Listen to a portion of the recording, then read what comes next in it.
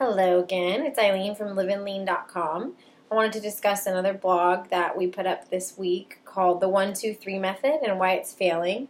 This is basically a blog about the discipline method I call the 1-2-3 method, where basically you're telling your child, get off the slide, for example, at the park, and they don't get off the slide. So you say, get off the slide again, or you say something like, I'm going to count to 3. Don't make me count to 3. 1, 2, the child's still on the slide. 3, the child's still on the slide.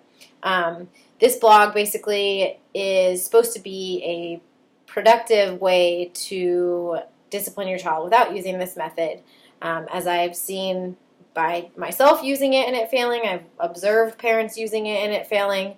And just in my experience teaching, I've just noticed that all you're really doing is giving your child or whatever child you're talking to an extra 3 seconds to keep disobeying what you're telling them. So the next time around when you repeat offend, the child is going to know that they have, all the way until you count to 3 to keep disobeying. I mean, even as a child when I wasn't listening, I knew that I didn't have to do whatever it was until my mom got to 3. I had more time. So this blog is a little bit more helpful than criticizing. It's supposed to be some tips, including the choice method, which is outlined in there, but basically giving your child more power so they feel like they have control, which is very important to a child, even though you're still the parent and you do ultimately have the control.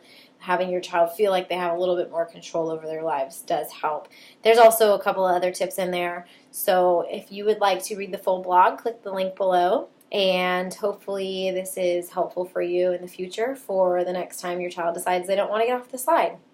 Have a good afternoon.